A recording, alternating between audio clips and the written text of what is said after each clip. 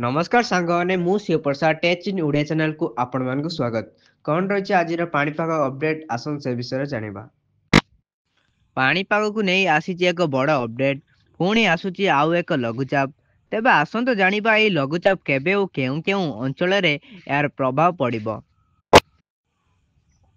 जुलाई 24 तारिख बेलू उत्तर बंगोपसागर एक लघुचाप क्षेत्र सृष्टि हेबार संभावना रही। द्वारा 23 और 24 तारिख में मयूरभंज बालेश्वर और केउंझर जिलार केतेक स्थान में प्रबल अति प्रबल वर्षा घड़घड़ी बिजुली सह घंटा प्रति 30 रु 40 किमी बेगरे पवन हेबाकु थिबारु ऑरेंज वार्निंग जारी होईछि। बाकी जिलागुड़िकरे मध्य वर्षार प्रभाव रहिबा थिबारु येलो वार्निंग दिया जाइछि।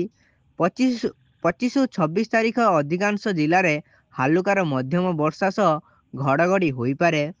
24 तारिख ओडिशा उपकूल पश्चिमबंग और बांग्लादेश उपकूल एक संलग्न अंचल में 35 रु 34 किमी बेगरे पवन रहिबा स्थले विशेष पवन बेग 55 किमी छुई पारे, जहाद्वारा समुद्र आशंका रहिबाकु परामर्श दिया जाइछि। समुद्र अशांत रहिबारु 24 तारिख में मत्स्यजीवी मानकु समुद्र भितर को न जिबाकु परामर्श दिया जाइछि।